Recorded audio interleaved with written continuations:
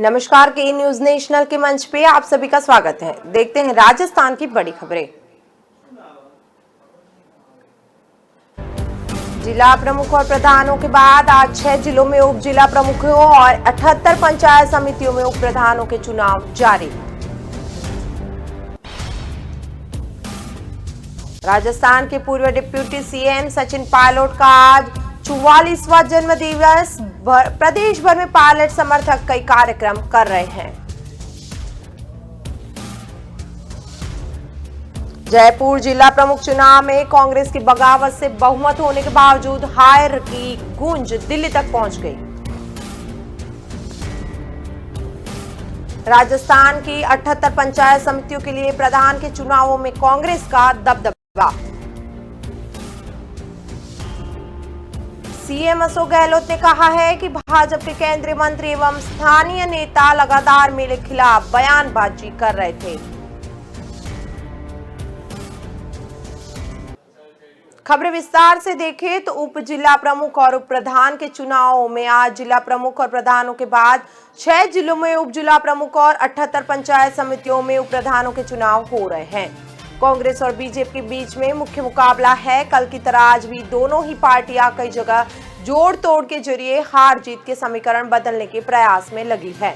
जिला परिषद सदस्य और पंचायत समिति सदस्यों की आज वोटिंग के बाद बाड़ेबंदी खत्म हो जाएगी। उप जिला प्रमुख के लिए जिला परिषद में और प्रधान के लिए पंचायत समिति मुख्यालय में चुनाव होंगे। सुबह 10 बजे से 12 बजे तक नामांकन हुआ। 1 बजे के बाद अब वापसी हो सकेगी। 3 बजे से 5 बजे तक वोटिंग होगी। वोटिंग खत्म होने के तत्काल बाद रिजल्ट आ जाएंगे। 6 जिलों में आज शाम पंचायती राज चुनावों की प्रक्रिया खत्म हो जाएगी। आज शाम से पूरी तरह आचार संहिता भी हट जाएगी। सोमवार को जिला प्रमुख और प्रधानों के चुनाव में कई जगह उलटफेर देखने को मिला था। सबसे बड़ा उलटफेर जयपुर में हुआ, जहां कांग्रेस आपसी फूट के कारण बहुमत होने हुए अपने जिला प्रमुख नहीं बना सकी। जयपुर में कांग्रेस जिला परिषद सदस्य रमा देवी और जैकी टाटीवाल की बगावत ने जीती बाजी हार में बदल दी। रमा देवी को बीजेपी ने सिंबल देकर जिला प्रमुख जितवा दिया। इस मामले में कांग्रेस हाईकमान ने रिपोर्ट भी मांगी है। पायलट के जन्मदिवस पर आज शक्ति प्रदर्शन जारी है। पूर्व डिप्टी सीएम सचिन पायलट का आज 44वां जन्मदिवस है। प्रदेश भर में पायलट समर्थक कई कार्यक्रम कर रहे हैं। जिलों में सचिन पायलट के जन्मदिवस की बधाई देने वाले पोस्टर भी लगाए गए। जयपुर में भी बैनर पोस्टरों की भरमार है। पायलट के जन्मदिवस पर उनके समर्थक पिछले 2 दिन से कार्यक्रम कर रहे हैं।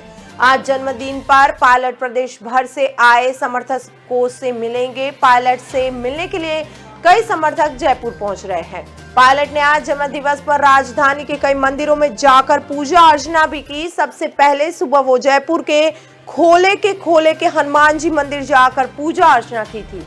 इसके बाद शिव मंदिर और अन्य मंदिरों में जाकर उन्होंने दर्शन पूजा अर्चना कर आशीर्वाद लिया। पुष्कर के सैंड आर्टिस्ट अजय रावत ने सैंड आर्ट बनाकर सचिन पायलट को जन्मदिन की शुभकामना दी। कल से प्रदेश भर में समर्थक वृक्षारोपण अभियान चला रहे हैं। हर विधानसभा क्षेत्र के 5000 पौधों के हिसाब से पूरे प्रदेश में 10 लाख पौधे लगाने का टारगेट दिया गया है। कई जगहों पर ब्लड डोनेशन कैंप लगाए जा रहे हैं। पायलट समर्थक विधायक और नेताओं के क्षेत्रों में भी कार्यक्रम रखे गए। सचिन पायलट के जन्मदिन से पहले ही उनके समर्थकों ने जिलों में बैनर पोस्टर लगा दिए। जिला मुख्यालय से लेकर कस्बों तक पायलट के बैनर पोस्टर लगाए गए। पोस्टर पॉलिटिक्स में भी कांग्रेस की अंदरूनी राजनीति के कई मैसेज दिख रहे हैं।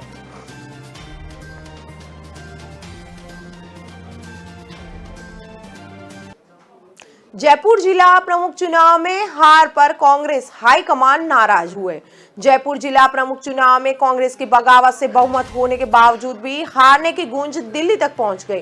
कांग्रेस हाईकमान ने जयपुर जिला प्रमुख चुनाव की हार पर कांग्रेस प्रदेश अध्यक्ष से रिपोर्ट मांगी। जयपुर के संभाग प्रभारी गोविंद मेघवाल और पर्यवेक्षक मुमताज मसीह ने हार और क्रॉस वोटिंग की रिपोर्ट तैयार की है। मंगलवार सुबह वो हाईकमान को भेजी जाएगी। कांग्रेस सूत्रों के मुताबिक रिपोर्ट में जयपुर जिला प्रमुख चुनावों की हार के लिए सचिन पायलट समर्थक विधायक वेद प्रकाश सोलंकी को जिम्मेदार ठहराते हुए कार्रवाई की सिफारिश की गई। रिपोर्ट में लिखा गया है कि सोलंकी के कहने से ही बगावत करके बीजेपी में जाने वाली रमा देवी चोपड़ा और क्रॉस वोटिंग करने वाले जिला परिषद सदस्य जैकी टाटीवाल को टिकट दिए गए थे। सोलंकी को बार बार फोन करने के बावजूद दोनों जिला परिषद सदस्यों की पार्टी के कैंप में नहीं भेजा गया। रिपोर्ट में वीर सोलंकी के उस बयान का भी हवाला दिया गया जिसमें उन्होंने कहा था जैकी टाटीवाल और क्रॉस वोट करते हैं तो उनकी जिम्मेदारी होगी। कांग्रेस ने बगावत करके बीजेपी में शामिल होने के बाद सुबह ही रमा देवी चोपड़ा को पार्टी से निकाला। अब क्रॉस वोटिंग करने वाले जैकी टाटीवाल को कांग्रेस से निकालने की सिफारिश भी की गई है।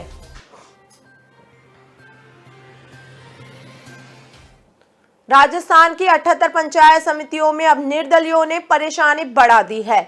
उनके प्रधानों के चुनाव में कांग्रेस का दबदबा रहा है। कांग्रेस और बीजेपी दोनों पार्टियों ने बहुत से दोगुने प्रधान बनाए। कांग्रेस को 49 और बीजेपी को 25 पंचायत समितियों में प्रधान बनाने में कामयाबी मिली ही। कांग्रेस का 26 पंचायत समितियों में और बीजेपी का 14 पंचायत समितियों में स्पष्ट बहुमत था। दोनों ने निर्दलियों के सहयोग से जोड़ तोड़ के जरिए लगभग 2 गुने प्रधान बना लिए। हनुमान बेनीवाल की पार्टी आरएलपी के 2 प्रधान जीते हैं। जोधपुर के बावड़ी से अनीता और चामो पंचायत समिति में गुड्डी आरएलपी की प्रधान बनी है। भरतपुर के बयाना से मुकेश और जोधपुर के बाप ने मौन कंवर निर्दलीय प्रधान जीते। बीजेपी प्रदेशाध्यक्ष सतीश पूनिया के क्षेत्र की 2 पंचायत समितियां आमेर और जासलू में बहुमत नहीं होने के बावजूद बीजेपी के प्रधान बने। इन दोनों पंचायत समितियों में कांग्रेसी सदस्यों ने बीजेपी के पक्ष में क्रॉस वोटिंग की है। राजस्थान के सीएम अशोक गहलोत का चुनाव के नतीजों पर एक बड़ा बयान आया। उन्होंने कहा कि भाजपा के केंद्रीय मंत्री एवं स्थानीय नेता लगातार मेरे खिलाफ बयानबाजी कर रहे थे। भाजपा के मुख्यमंत्री पद के 6 दावेदारों ने बिना तर्कों एवं तथ्यों के मेरे एवं प्रदेश सरकार के खिलाफ बयानबाजी की। मैंने कभी इनका जवाब नहीं दिया, लेकिन जनता ने मुंह तोड़ जवाब देकर उनका मुंह बंद कर दिया है। जनता ने कांग्रेस को आशीर्वाद देकर बड़ा जनादेश दिया और गांवों की सरकार से भाजपा का सफाया कर दिया। इन चुनाव परिणामों में किसान और ग्रामीण जनता का भाजपा के प्रति गुस्सा स्पष्ट तौर पर दिखाई दिया गया। प्रदेश सरकार द्वारा दिए जा रहे सुशासन पर जनता ने मुहर लगाई और 2023 में कांग्रेस की सरकार बनाने का रास्ता भी जनता ने तय किया है।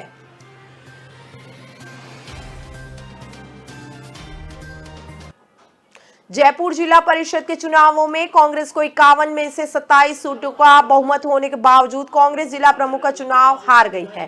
कांग्रेस से जीतकर भाजपा में गई रमा देवी 1 वोट से जीतकर 10वीं जयपुर जिला प्रमुख बनी। उन्होंने कांग्रेस की सरोज देवी शर्मा को 1 वोट के अंतर से हराया। रमा देवी को 26 वोट मिले जबकि सरोज को 25 वोट मिले। चुनावों में कांग्रेस को 27 और भाजपा को 24 सीटें मिली थी। भाजपा ने कांग्रेस के 2 सदस्यों को तोड़ और 1 को जिला प्रमुख के पद पर खड़ा कर कांग्रेस के हाथ आई जीत को छीन लिया।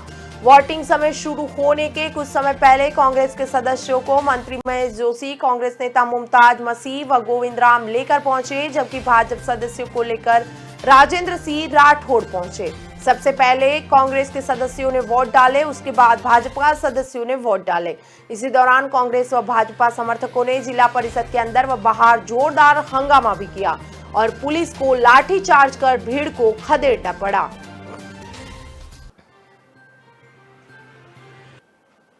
अदालत में लंबित मुकदमों के शीर्ष निस्तारण के लिए राष्ट्रीय लोक अदालत का आयोजन 11 सितंबर को होगा। इनमें वैवाहिक पारिवारिक विवाद, मोटर वाहन दुर्घटना क्लेम, सभी दीवानी मामले, श्रम एवं औद्योगिक विवाद, पेंशन मामले, वसूली, सभी राजीनामा योग्य फौजदारी मामले और विवाद पूर्व प्रकरण निस्तारित किए जाएंगे। लोक अदालत में निस्तारण के लिए अब तक 12,000 से ज्यादा प्रकरणों का पंजीकरण किया गया है। जिला विविध सेवा प्राधिकरण के सचिव रामपाल जाट के अनुसार जिला विविध सेवा प्राधिकरण अजमेर द्वारा न्यायालयों में लंबित प्रकरण एवं विवादपूर्ण प्रकरणों के शीघ्र निस्तारण के लिए राजस्थान राज्य विविध सेवा प्राधिकरण द्वारा 11 सितंबर को लोक अदालत का आयोजन कर रहा है। यदि किसी व्यक्ति का कोई प्रकरण न्यायालय में लंबित है अथवा प्रकरण दायर करने की सोच रहा है तो प्री लिटिगेशन केस के रूप में तत्काल दायर कर इसका लाभ उठाया जा सकता है। सभी न्यायालय, सिविल, आपराधिक, पारिवारिक, एमएडसीटी और उच्च न्यायालयों में लोक अदालत का आयोजन किया जाएगा। व्यवहारिक विवाहित पारिवारिक विवाद, मोटर वाहन दुर्घटना क्लेम प्रकरण, सभी दीवानी प्रकरण, श्रम एवं औद्योगिक विवाद, पेंशन के मामले जैसे विवादपूर्ण प्रकरणों का निपटारा लोक अदालत में करवाया जा सकता है।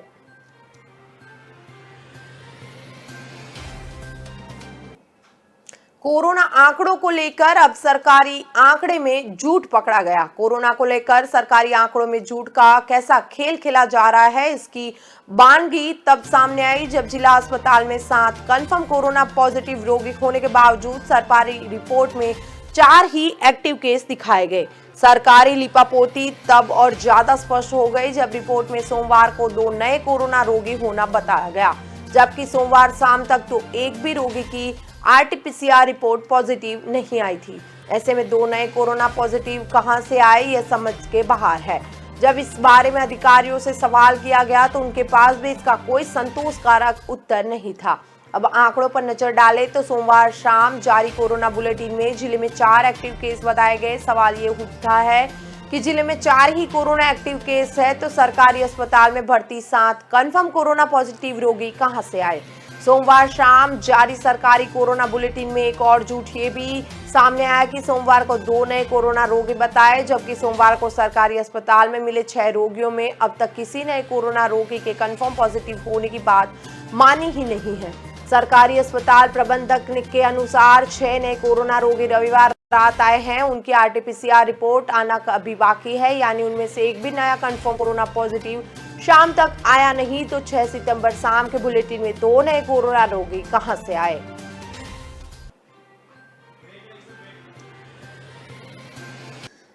फिलहाल वक्त हो चला है ब्रेक का, ब्रेक के बाद फिर मिलेंगे।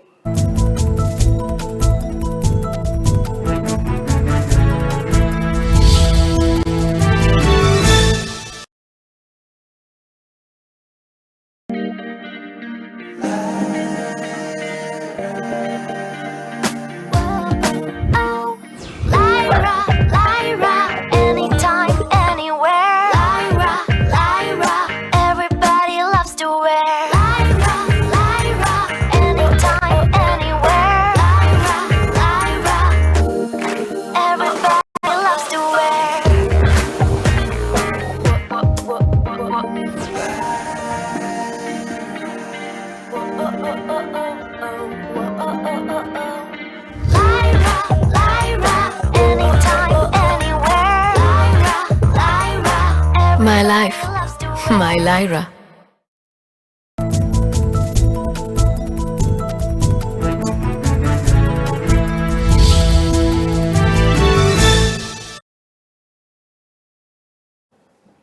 ब्रेक के बाद एक बार फिर के न्यूज नेशनल के मंच में आप सभी का स्वागत है। आगे की खबरों में देखें तो मुख्यमंत्री अशोक गहलोत ने बीजेपी पर गंभीर आरोप लगाए।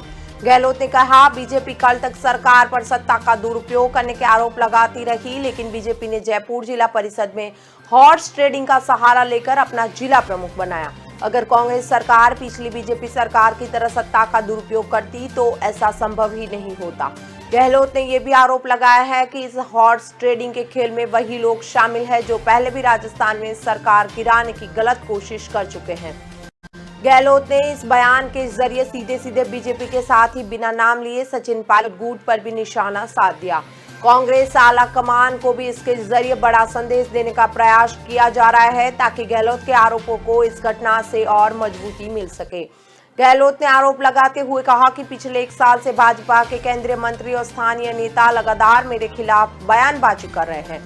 भाजपा के मुख्यमंत्री पद के 6 दावेदारों ने बिना तर्क और फैक्ट्स के मेरे और प्रदेश सरकार के खिलाफ बयानबाजी की। मैंने कभी इनका जवाब नहीं दिया, लेकिन राजस्थान के 6 जिलों में हुए पंचायती राज चुनाव में जनता ने मुंहतोड़ जवाब देकर उनका मुंह बंद कर दिया। मुख्यमंत्री ने कहा कि भाजपा के अहंकार और गलत प्रचार के खिलाफ जनता ने पंचायती राज चुनाव में मुंहतोड़ जवाब दिया है।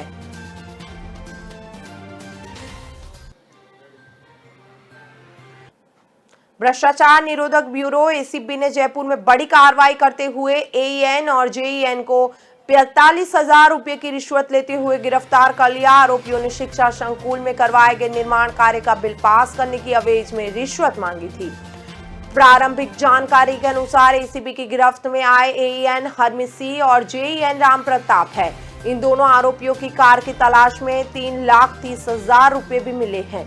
Special investigation unit Jaipur ACB के प्रभारी एडिशनल एसपी बजरंग सिंह शेखावत के नेतृत्व में यह कार्रवाई जेएलएन मार्ग पर स्थित शिक्षा संकुल परिसर में सोमवार देर रात तक चली। भ्रष्टाचार निरोधक ब्यूरो के महानिदेशक भगवान लाल सोनी ने बताया कि गिरफ्तार आरोपी एएन हरमीत सिंह व जेएन राम प्रकाश है।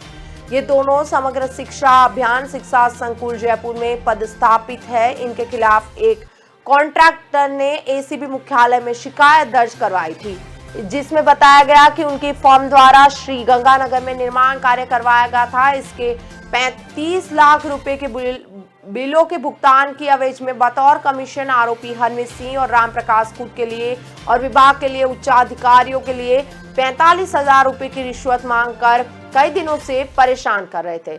रिश्वत नहीं देने पर बिल का भुगतान भी नहीं कर रहे थे।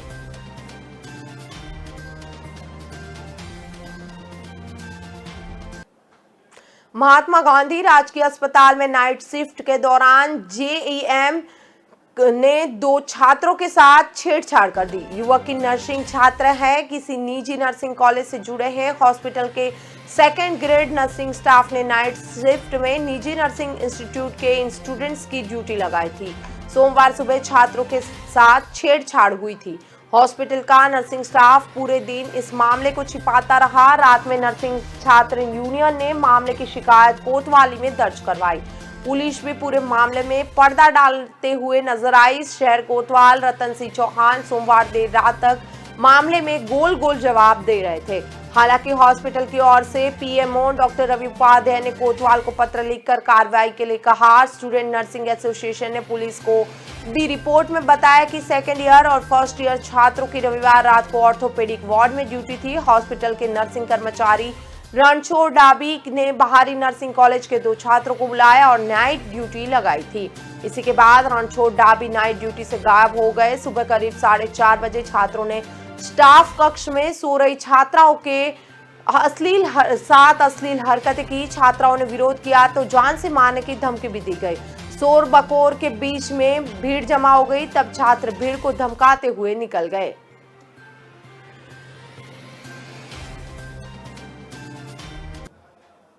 चौदह से 16 साल के नाबालिग ने कोई आपत्तिजनक वीडियो बनाने की घटना सामने आई है। उसकी उम्र 14 से 16 साल है। आपत्तिजनक वीडियो बनाकर लोगों को ब्लैकमेल करते हैं, जो इतनी सी उम्र में खुद को लड़की बताते हैं। फर्जी नाम से फेसबुक आईडी व व्हाट्सएप के जरिए बड़ों को मैसेज करते हैं, उनके साथ दोस्ती कर वीडियो कॉल करते हैं। फिर उनमें से कोई कॉल रिसीव करता है तो आपत्तिजनक वीडियो बनाकर उसको फंसा लेते हैं। वीडियो को वायरल करने के नाम पर मोटी रकम भी ऐंठ लेते हैं। सोमवार को भी ऐसी एक गैंग के 5 लोगों को पुलिस ने पकड़ा है। अलवर पुलिस ने पिछले करीब 1 साल में 14 से 16 साल की उम्र के 13 नाबालिगों को अलवर, दौसा व भरतपुर से पकड़ा है, जो इस गैंग में शामिल थे। पुलिस के अनुसार गैंग के सरगना बच्चों को पैसे का लालच देकर शामिल कर लेते हैं ताकि उनकी मासूम आवाज से दूसरों को आसानी से फंसाया जा सके। पुलिस भी इसे कैट फिनिशिंग व टॉर्चरिंग का केस ही करती है। अलवर पुलिस पिछले करीब 1 साल में ही इस केस से 60 से 70 गैंग को पकड़ चुकी है, जो राजस्थान, तेलंगाना, गुजरात, महाराष्ट्र, यूपी, दुबई, नेपाल व अमेरिका तक के लोगों को अपना शिकार बना चुके हैं। इन राज्यों में गैंग के लोग डॉक्टर, एडवोकेट से लेकर बिजनेसमैन तक को फंसा चुके हैं। इनमें से एक गैंग की 10 से 15 हजार करोड़ की ठगी कर चुकी है। इस गैंग में ऐसे शातिर है जो एक दिन में कई लाख रुपए की ठगी करके आ रहे हैं। आसमान से बिजली गिरने से एक स्कूल की बिल्डिंग टूटी है। कोटड़ा क्षेत्र में एक बार फिर से आकाशीय बिजली गिरने से नुकसान हुआ। हालांकि इस बार कोई जान हानि नहीं हुई, मगर स्कूल का भवन टूटा है। जानकारी के अनुसार सोमवार को ही बरसात के साथ बिजली भी गरज रही थी। उसी दौरान मामिर पंचायत के भूरी ढेबर गांव में आकाशीय बिजली गिरी, जिसका केंद्र वहां का प्राथमिक स्कूल का भवन रहा। बिजली की तीव्रता इतनी तेज थी कि भवन के आधे से ज्यादा हिस्सा बिखर कर नीचे गिर गया। वहीं भवन की छत पूरी तरह लटक गई। गनीमत रही कि कोई जान हानि नहीं हुई। बिजली के कड़काने और गरजने की आवाज इतनी तेज थी कि स्थानीय लोग डरे हुए थे। स्कूल के कुछ दूरी पर दिनेश गोदावरी, वावजी गोदावरी आदि के मकान हैं। उन्होंने बताया, बिजली स्कूल पर ही गिरी। अगर ये जरा भी आगे पीछे होती तो बड़ा हादसा हो सकता था। बता दें कि क्षेत्र में लगातार आकाशीय बिजली गिरने का प्रकोप जारी है। इसके पहले भी यहां 4 बार बिजली गिर चुकी है, जिसमें एक युवक सहित दर्जनों मवेशियों की मौत हो चुकी है।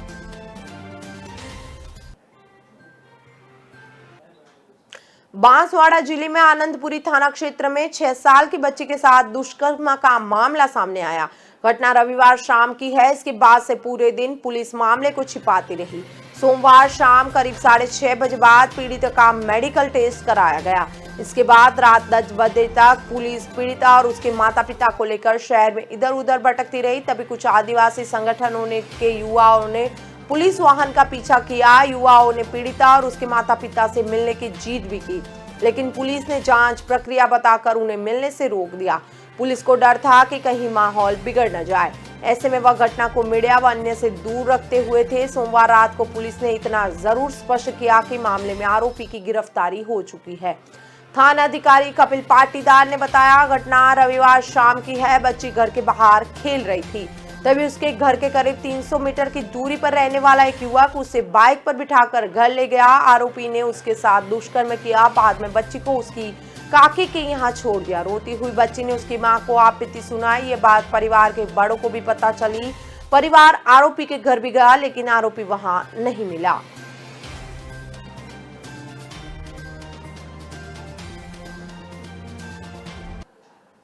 प्रख्यात कृष्णधाम श्री सांवलिया जी मंदिर में सोमवार को अमावस्या और भंडारे से श्रद्धालुओं के चढ़ावे की राशि की गिनती दूसरे दिन भी हुई। कर्मचारी कम थे, लेकिन भंडारा यानी दान पात्र से निकली 95 लाख रुपए से अधिक की राशि की गिनती कर ली गई है। अब तक भंडारे में करीब 5.5 करोड़ रुपए गिने जा चुके हैं। पूरे देश में भारी मान्यता वाले इस मंदिर में लाखों भक्त आते हैं और भारी मात्रा में चढ़ावा चढ़ाते हैं। इसमें न केवल कैश होता है, बल्कि सोने चांदी के जेवर से लेकर सोने चांदी के बर्तन, नारियल और अगणित तरह की सामग्री शामिल होती है। मंदिर मंडल के कर्मचारियों का कहना है कि अभी भी गिनती में 2-3 दिन और लग सकते हैं। मंदिर के चढ़ावे की गिनती के दूसरे दिन 95,09,500 रुपए की गिनती मिली है। इसे मिलाकर अब तक भंडारे से कुल 5,48,57,500 की राशि प्राप्त हुई है। गिनती के कारण सोमवार को भी मंदिर में श्रद्धालुओं के लिए दर्शन बंद रखे हुए हैं।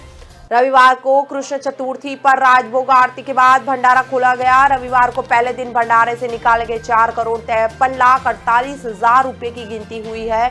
शेष राशि और सिक्कों की गिनती बाकी है, जिनकी गिनती आज होगी। अब तक की खबरों में बस इतना ही। ज्यादा खबरों के लिए जुड़े रहे के न्यूज के साथ। नमस्कार।